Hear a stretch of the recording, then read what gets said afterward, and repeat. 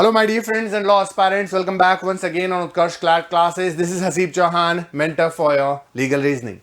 So today we're going to discuss the Bilkis Bano case, the very famous case related to Gujarat government verdict. में supreme court ने क्या कहा, तो मैं shortcut में जितना जल्दी हो सके स्पीडी तरीके से ये पूरा केस आप तक पहुंचाने की कोशिश करता हूं। शुरुआत करता हूं सबसे पहले 2002 के मामले से। The Bilkis Bano case took place at the time of communal rights that were happening between Hindus and Muslims. The incident occurred in Gujarat on 3rd March 2002. 2002 की बात है, ठीक है, गोधरा कांड वाले केस की बात है। अब दाहोद में होता है क्या है, मैसेकर होता है, एक दूसरी कम्युनिटीज भिड़ जाती है आपस में।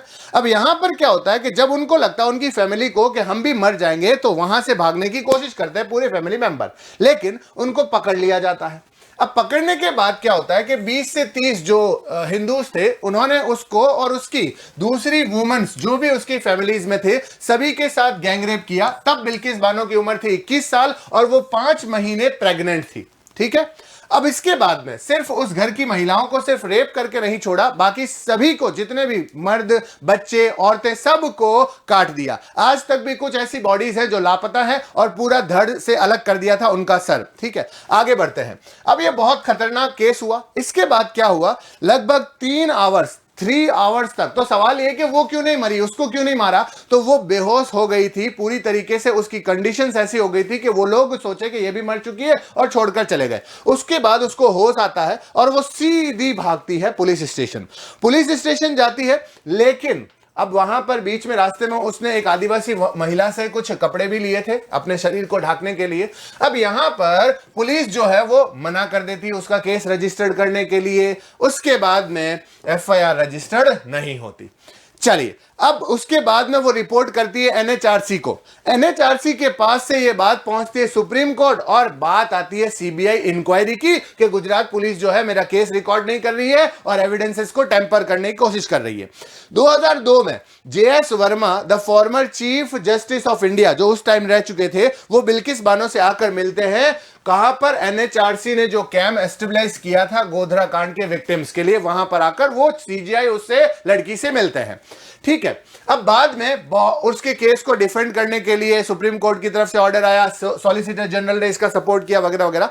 अब जब इंक्वायरी शुरू हुई तो 1 महीने के अंदर अंदर सभी अक्यूज को अरेस्ट कर लिया गया और गुजरात हाईकोर्ट के सामने लाकर खड़ा कर दिया गया। अब यहां पर क्या हुआ कि इस टाइम जब उन लोगों को कैद किया गया, पकड़ लिया गया, तो वहां पर उन लोगों ने, या जो भी उनके नॉर्म्स थे, साथी थे, उन्होंने बिल्किस बानो को जान से मारने की धमकियां देना शुरू कर दिया। ये पॉइंट लेकर वो वापस पहुंची सुप्रीम कोर्ट कि मुझे जान से मारने की धमकियां मिल रही है। अब सुप्रीम कोर्ट ने डिसाइड किया कि ये कोर्ट वहां पर उसी स्टेट में नहीं चल सकता, तो उन्होंने महाराष्ट्र कोर्ट में अनबायस्ड ट्रायल के लिए रेफर कर दिया। अब बात आती है कि सीबीआई के पास में जाने से पहले इस केस में क्या लूप होल्स थे, सीबीआई से पहले कौन कौन इंक्वायरी हुई, कहां पर कमी लगी। तो सीबीआई से पहले no proper investigation conducted by the Gujarat police, ठीक है, इनिशियल स्टेज में। और जितने भी एविडेंसेस थे उनके साथ टेम्पर करने की बात आई। पुलिस ऑफिसर्स भी मिले हुए थे, कुछ डॉक्टर्स थे जो उनको बचाने की कोशिश कर रहे थे। उसका मेडिकल एग्जामिनेशन तक भी नहीं हुआ। मेडिकल एग्जामिनेशन कब हुआ, बहुत टाइम के बाद में। तो जो प्रॉपर एविडेंसेस जो मिलने चाहिए थे रेप विक्टिम से, वो नहीं मिल पाए। The medical examination was delayed so that crucial and important evidence was lost. अब लेटर स्टेज में क्या होता है, कोर्ट में यह प्रूव हो गया कि पुलिस ऑफिसर और डॉक्टर्स जो हैं वो टेम्पर किए हैं एविडेंसेस को। अब बिल्किस बानो जो है रजिस्टर करती है कंप्लेंट पुलिस वालों के सामने, तो पुलिस ऑफिसर्स तो वहां पर शुरुआत में एफआईआर भी लिखने से मना कर देते। ये सारी चीजें सामने आई। कोर्ट ने केस सुपुर्द कर दिया सीबीआई को सुप्रीम कोर्ट ने डायरेक्ट किया कि आप चेक करो क्या हुआ है। अब यहां पर मुंबई सेशन कोर्ट में यह केस पहुंच गया। सीबीआई ने इन्वेस्टिगेशन की और सारे पॉइंट्स, लगभग 19 अक्यूज के नाम जो है लाइमलाइट में आए। उसमें कुछ पुलिस ऑफिसर्स और डॉक्टर भी शामिल थे। आगे बढ़ते हैं। सीबीआई इन्वेस्टिगेशन होती है और मैटर रिपोर्ट किया जाता है। They discover all the relevant information that was required for the case. उन्होंने यह भी पता किया सीबीआई ने कि bodies of victim family members without any skulls, बहुत सारे ऐसे फैमिली मेंबर्स थे जिसके धड़ ही, मतलब सर ही नहीं थे, ठीक है। अब मुंबई सेशन कोर्ट ने क्या डिसीजन दिया? 2017 में जजमेंट आता है मुंबई सेशन कोर्ट का। 11 अक्यूज्ड को उन्होंने इम्प्रिजमेंट दे दिया, लाइफ इम्प्रिजमेंट। आगे बात करते हैं, उनको सेंटेंस मिल दिया रिगेरियस इम्प्रिजमेंट फॉर फाइन और फॉर देयर क्राइम, और बहुत से section 302, 376 2 which are to be read with section 149 of IPC. ठीक है, अब वर्डिक आता है सेशन कोर्ट का तो मुंबई हाई कोर्ट में जाता है, क्योंकि रिगेरियस इम्प्रिजमेंट है तो कंफर्म कर दिया मुंबई हाई कोर्ट ने भी। ठीक है, और सुप्रीम कोर्ट ने गुजरात गवर्नमेंट को डायरेक्ट किया to provide the victim with a job, housing and amount of 50 lakh rupees, 50 lakh रुपए। और ये पैसे कहां से आएंगे? Police officer one of the convict in the case was given a sentence of life imprisonment, the rest of the accused was sentence to 7 years. ठीक है, चलिए, और उन्हीं से उनकी फैमिली से, मतलब जो विक्टिम्स जो अक्यूज थे उनको पैसा भुगतने की बारी आई। अब विक्टिम्स जो थे वो विक्टिम नहीं, अक्यूज जो थे वो बॉम्बे हाईकोर्ट पहुंचते हैं सीबीआई के खिलाफ, और सीबीआई भी उनके खिलाफ पहुंचती है। तो उन्होंने कहा, इस वर्डिक्ट को चैलेंज किया, और सीबीआई ने कहा कि नहीं, हम भी चैलेंज करते हैं कि पनिशमेंट जो है बहुत कम दिया गया है। ठीक है सर। अब बॉम्बे हाईकोर्ट का डिसीजन आता है, और बॉम्बे हाईकोर्ट जो है अक्वाइड करती है बाघोरा और other, but upheld the 11 convict in the case. तो कुछ लोगों को यहां पर छोड़ा गया बॉम्बे हाईकोर्ट के थ्रू से। Trial court released Bhagora and others as the claim that they had not participated in the crime. उनको बस फंसाया गया है। ठीक है, तो इस पॉइंट को सुनकर बॉम्बे हाईकोर्ट ने उनको रिलीज कर दिया। ठीक है सर, आगे बढ़ते हैं। अब इसी ग्राउंड को लेकर, टेम्परिंग ऑफ एविडेंसेस वगैरह को लेकर, पुलिस ऑफिसर्स और उन डॉक्टर्स को नहीं छोड़ा गया, लेकिन हाईकोर्ट ने फॉरबिड किया कैपिटल पनिशमेंट को। अभी भी किसी को भी फांसी की सजा नहीं हुई। अब सुप्रीम कोर्ट का डिसीजन आया है अपील के बाद में। तो जब दोनों पार्टीज को सुना तो सुप्रीम कोर्ट ने उन कन्विक्ट्स की अपील को डिसमिस कर दिया। सुप्रीम कोर्ट ने कहा कि मुंबई सेशन कोर्ट का जो भी जजमेंट था उसमें कोई कमी नहीं थी, बिल्कुल सही एविडेंसेस के बेसिस पर उन्होंने सभी को पहले सजा दी थी, और हाई कोर्ट ने जो कुछ लोगों को छोड़ा है वो बिल्कुल गलत है। और सुप्रीम कोर्ट ने उस फैसले को, कौन से फैसले को? Session court, Mumbai session court के फैसले को अपहेल्ड किया, और बाघोरा और वगैरह को जो छोड़ दिया गया था उनको वापस सजा दी। अब इसके कुछ पॉइंट्स हैं। अब ये जो plea for रेमिशन was filed in one of the convict in the Gujarat high court case, मतलब यहां पर क्या हुआ कि बाद में, अभी लेटेस्ट मैं बात कर रहा हूं 2022 के आसपास की, तो यहां पर क्या होता है कि एक प्ली फॉर रेमिशन के उनको वक्त से पहले छोड़ दिया जाए। काफी लंबे टाइम तक वो जेल में थे, 14 से 15 साल, उन्होंने 15 साल से ज्यादा का टाइम, वो विक्टिम्स जो 11 विक्टिम्स थे, वो जितने भी अक्यूज थे रेप केसेस के, उन सभी के लिए एक रेमिशन पॉलिसी के अकॉर्डिंग उनको छोड़ने की अपील की गई।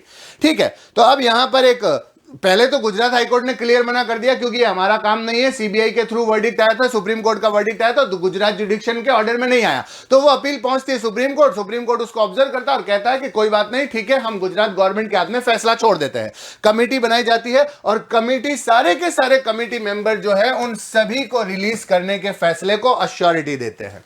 अश्योरिटी दे दी। अब रेमिशन जो है मिल जाती है 14 साल कंप्लीट होने के बाद उन लोगों को। 15 अगस्त 2022 में सभी 11 के 11 जो भी अक्यूज थे, जिन्होंने भी उसके घर वालों को मारा था, सभी लोगों को छोड़ दिया गया, और इवन यहां तक भी एक तो प्रैक्टिसिंग भी है। ठीक है, चलिए अब बात करते हैं इस पॉलिसी की, पॉलिसी जो थी उसके बाद में। अब इस पर्टिकुलर इन लोगों को छोड़ने के बाद में बहुत ज्यादा क्रिटिसिज्म हुआ गुजरात गवर्नमेंट की तरफ, गुजरात गवर्नमेंट का। बिल्किस बानो और दूसरे फैमिली मेंबर जो सर्वाइवर हैं दूसरे इसी तरीके के केसेस में, क्या उन लोगों के अक्यूज को, क्या उन क्रिमिनल्स को छोड़ना सही है या नहीं है? तो ये एक कम्युनल राइट्स का लैंडमार्क केस था, तो इसमें क्यों छोड़ा गया उन 11 लोगों को? ये बहुत सारा पूरा देश इसके बारे में बात करने लगा। अब रिव्यू पिटीशन फाइल की गई है बिल्किस बानो को इस पर्टिकुलर रेमिशन के अगेंस्ट में। तो 15 अगस्त को जितने 11 के 11 सभी लोगों को छोड़ दिया गया उनकी सजा होने से पहले पहले, उसके खिलाफ जो है बिल्किस बानो ने एक रिव्यू पिटीशन फाइल की है।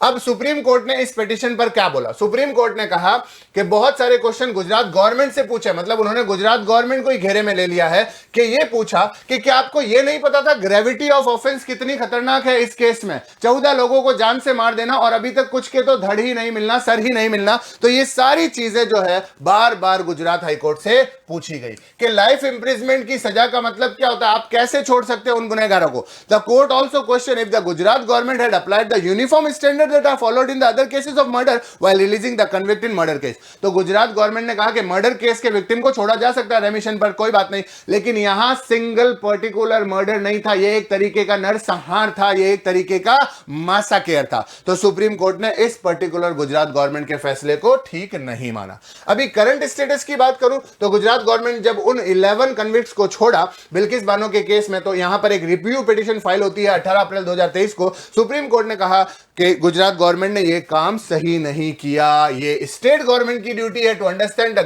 Gravity of the case before releasing any convicts from prison. कि आप देखो कि उन्होंने कोई नॉर्मल सा मर्डर नहीं किया है, उन्होंने पूरा गैंग रेप किया है, प्रेग्नेंट वुमन का, दूसरे महिलाओं का, और सबको जान से मार दिया। उन लोगों को छूटने का अधिकार नहीं है। अब सबसे इंपॉर्टेंट जो दिवाली धमाका, महाधमाका ऑफर उत्कर्ष आपके लिए लेकर आया है दोस्तों, याद रखिएगा 10 से 15 नवंबर 2023, और इसके बाद कोई दूसरी सेल आपके तक नहीं पहुंचने वाली।